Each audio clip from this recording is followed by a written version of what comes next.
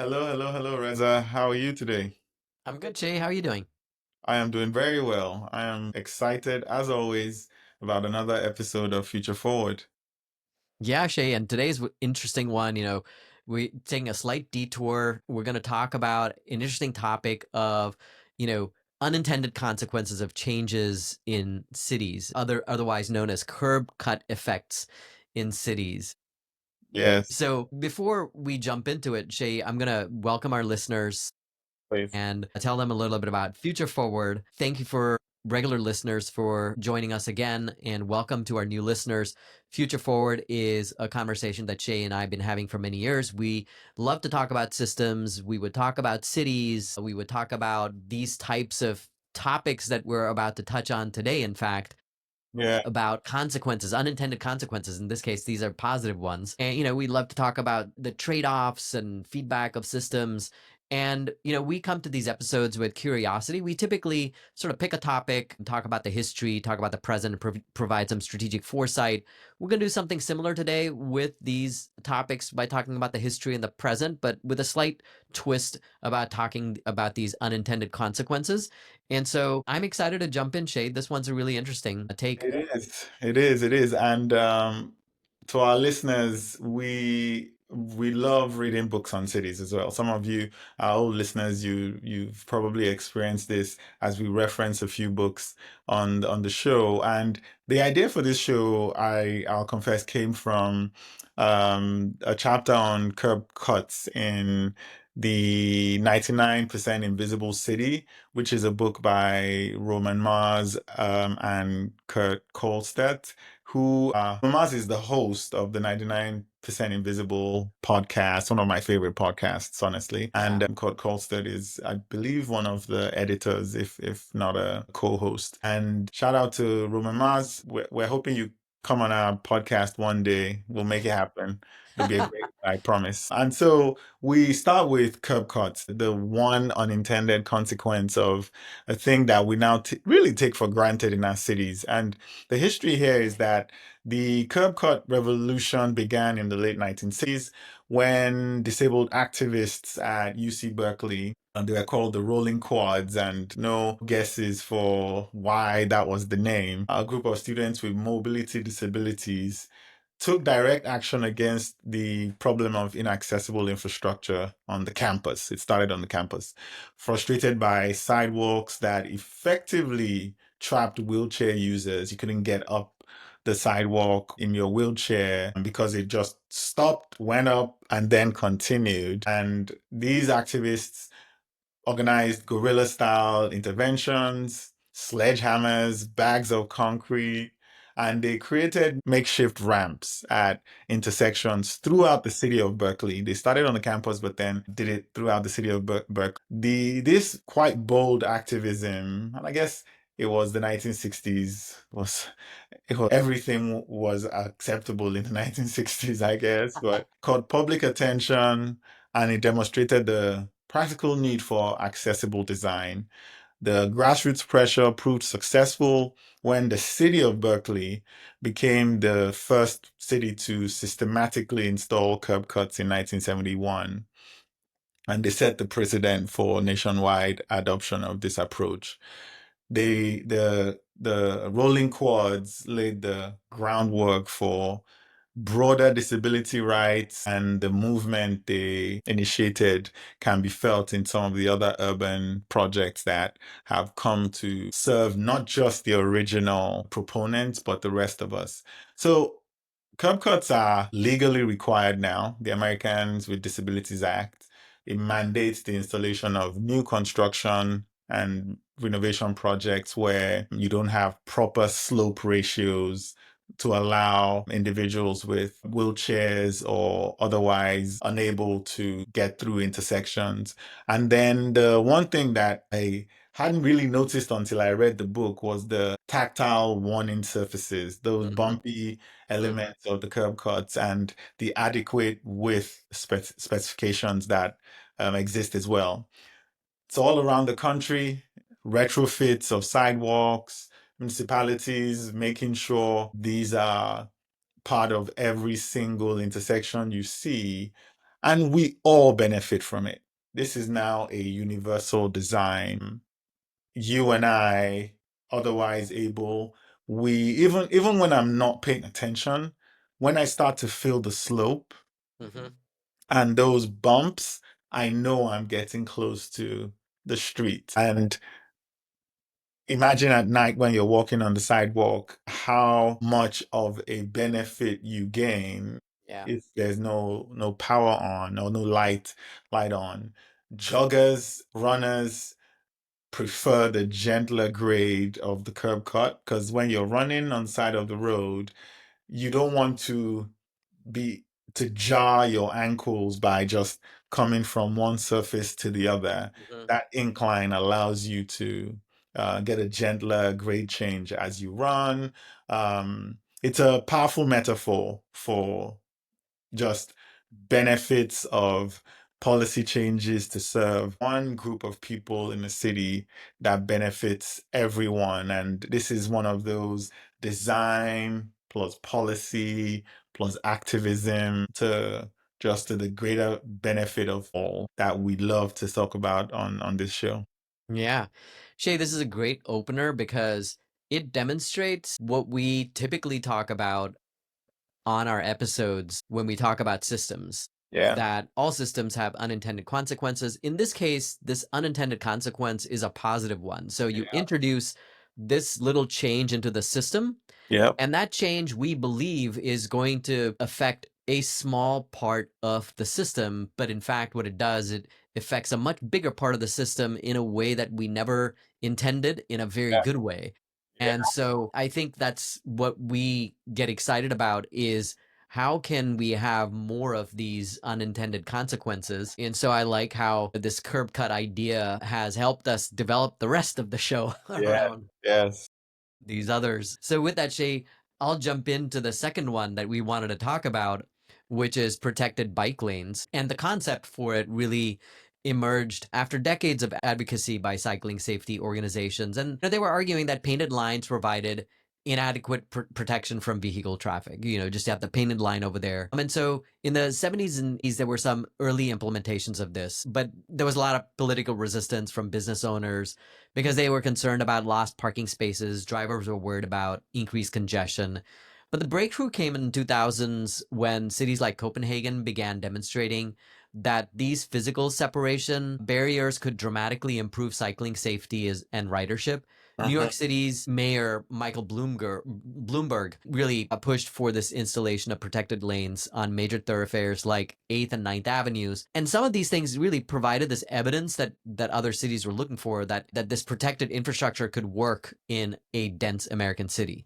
Yeah. And so these early success stories really overcame some of that opposition, and it provided a template for other cities to follow. So in the present day, if we jump to what's happening today, these protected bike lane designs have evolved into a really sophisticated way of incorporating different types of physical barriers, including concrete planters, flexible plastic posts, parked cars, raised medians. And so cities now use a lot of data to measure the impacts of these installations. And these studies consistently show dramatic safety improvements, not just for cyclists, whose injuries drop by about 75%, but also pedestrian injuries decrease by up to 52%, where you have these protected lanes. And so it's become a more this infrastructure, this has become more sophisticated. And incorporates features like protected intersections, dedicated signal phases, snow removal equipment sized for bike lane maintenance. Hmm. And so over 300 American cities now have some form of this protected bike infrastructure. And it's a fundamental shift in urban transportation planning. And so if we talk about this unintended benefits that we got from this one, so it wasn't just the cycling safety. You got these positive spillovers for urban communities. And in DC, the installation of protected lanes led to 56% reduction in sidewalk cycling, which really improves pedestrian comfort. Because imagine a bike, tearing down the sidewalk. That's terrifying. I've experienced that.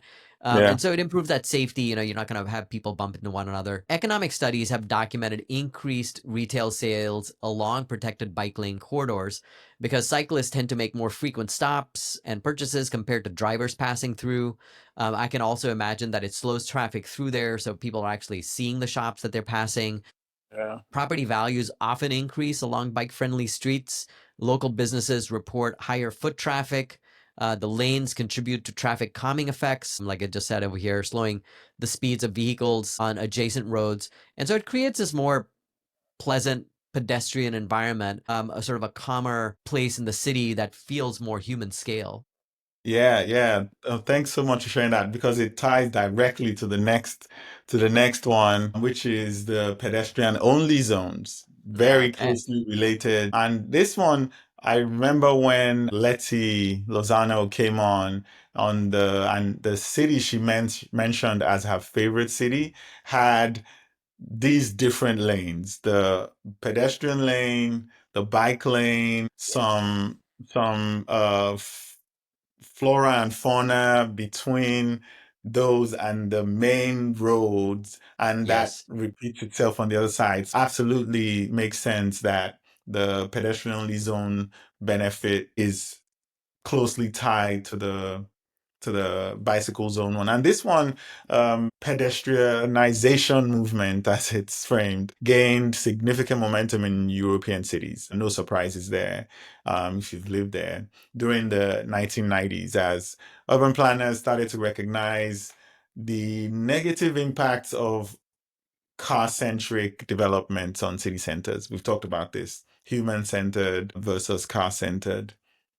And Copenhagen's transformation of Stragil, or Stragit, I think it's pronounced, into a pedestrian street in 1962 was the early model, but it didn't gain prominence until the 1990s when Madrid converted entire districts of the city into car-free zones, with pedestrian-only zones being the prominent replacement.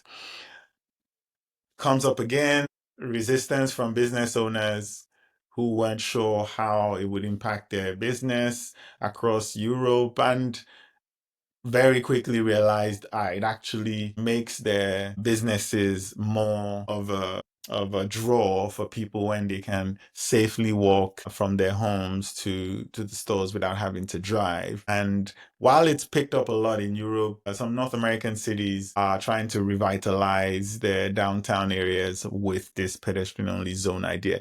And we saw a little bit of that during COVID as well, Mm. where some streets were closed off and they became pedestrian-only zones. That being said, today, over 200 cities worldwide have pedestrian-only zones. Some are single zones, single streets closed off to traffic during certain hours. Some are just parts of main roads carved off for pedestrians and emergency vehicle entry at certain points just to ensure that cars can still get to some parts that have been demarcated as pedestrian only zones. But and then some have movable barriers that come Mhm. up when there's a need to make it safe for people to walk on these streets. And the benefit here, the unintended benefit here, is just the economic increases that have happened. The ecological, remember that this idea, our listeners, Yeah. the ecological, paying attention to what the people in your city want, the ability to walk safely, led to revenue increases of up to between 10 to 30% in the cities that have studied this, where more social interaction, more micro interactions, community building, eye contact, and conversations without having to compete with vehicular traffic. And businesses actually now like to have pedestrian only zones close to their places of business, especially retail outlets, because it absolutely enables more people to come in and walk around in your shop. I believe we talked about the experience of walking into the shops. I'm forgetting the episode number now, but we discussed this. And so pedestrian only zones increase business is maybe the line here, even though that was not the intention. Yeah. Yeah.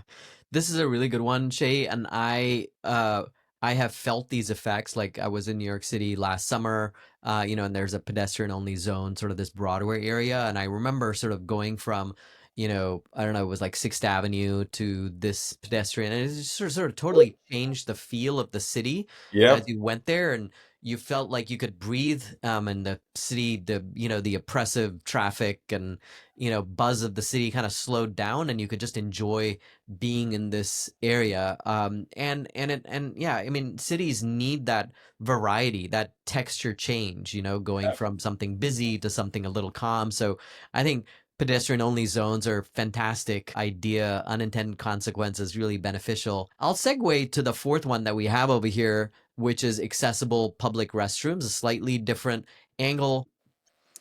This really began with the American with Disabilities Act in 1990, and it established. So there was a regulation that established these minimum standards for accessibility um, in public accommodations, and these early restrooms really focused primarily on wheelchair accessibility, wider doorways, grab bars, appropriate toilet heights.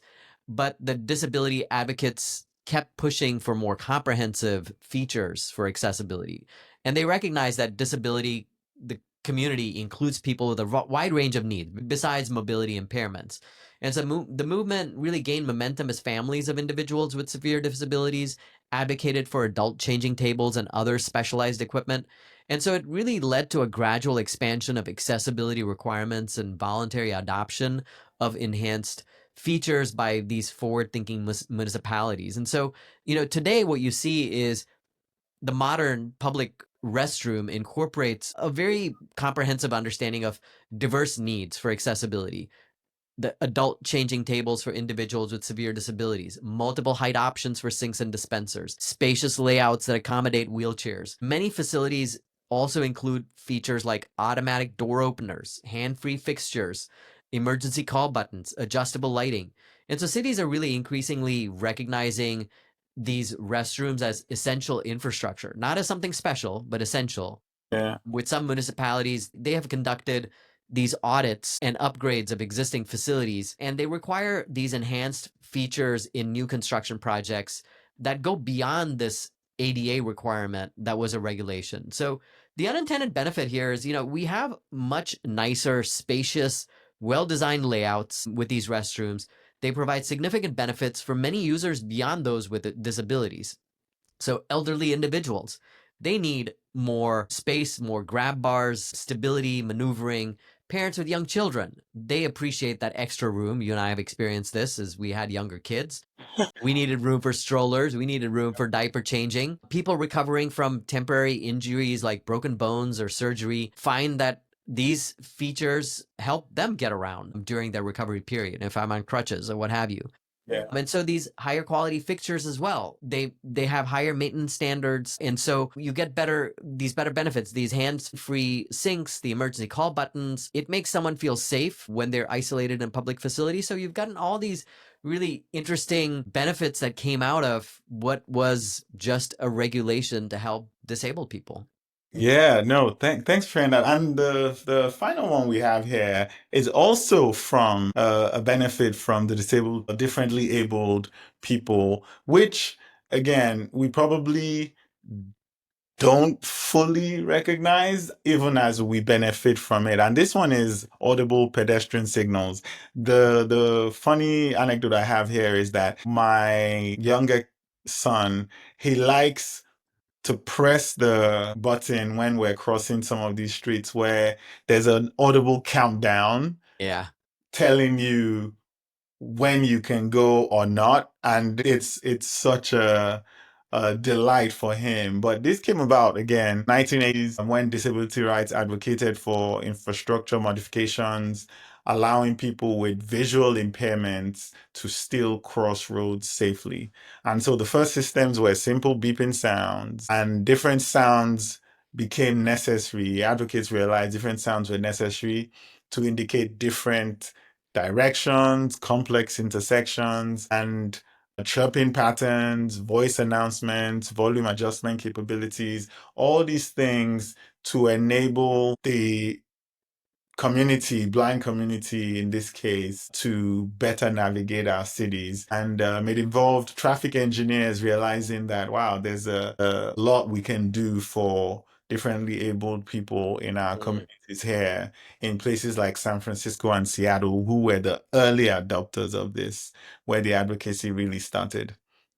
Nowadays, it's sophisticated technology, clear, understandable crossing information, modern systems with multiple audio cues, like the chirping patterns that indicate walk faces, mhm, like I mentioned earlier. It starts to speed up as your time reduces so you can mhm. get across quickly. And over 50% of urban intersections now feature some form of audible signals. I didn't realize it was that high until That's amazing. that, yeah. And it's available a lot around schools, senior centers, and transit stops a lot because of the vehicular transportation and the walking that happens in those areas.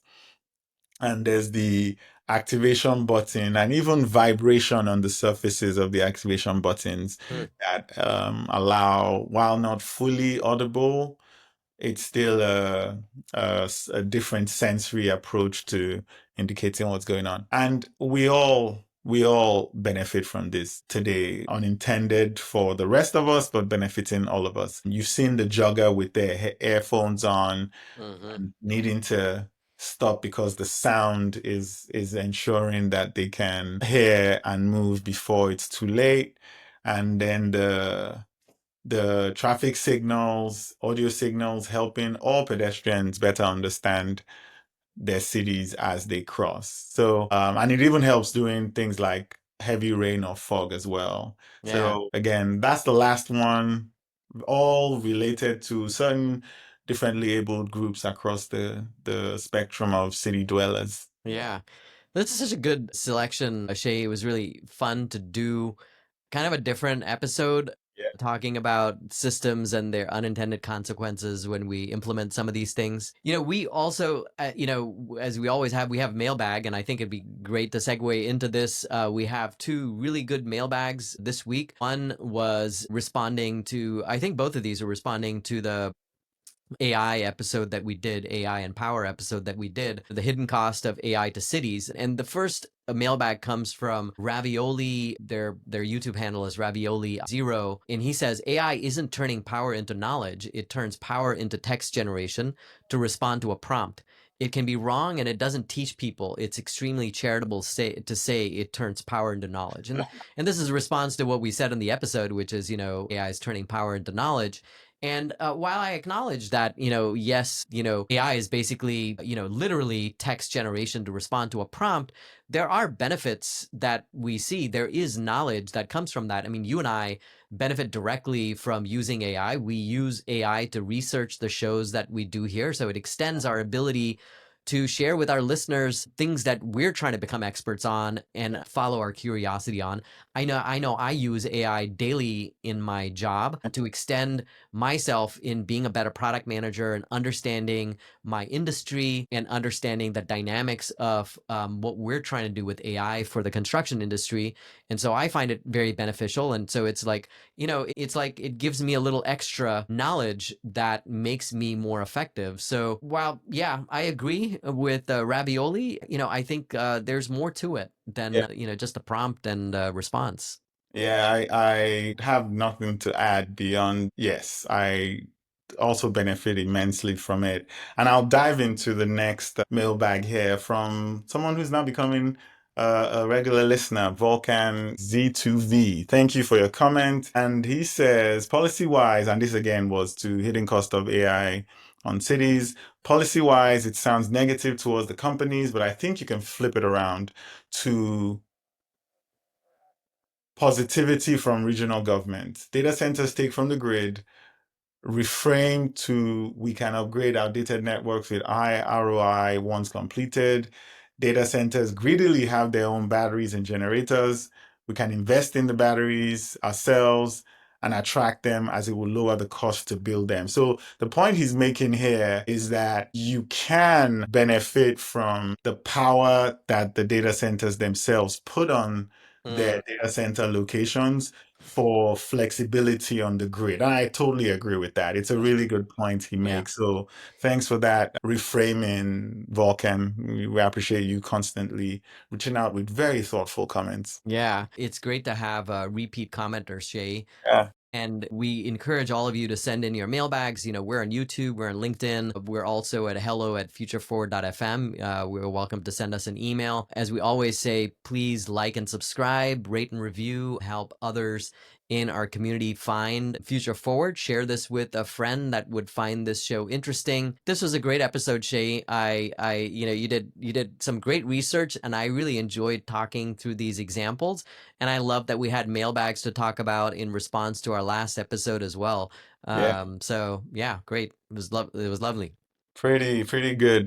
Thanks everyone, and we'll be back again in a week exactly. That's how we try to do it. And we hope you can like, share, and subscribe, as we always ask. Till next time, bye. Thank you. Bye. Bye.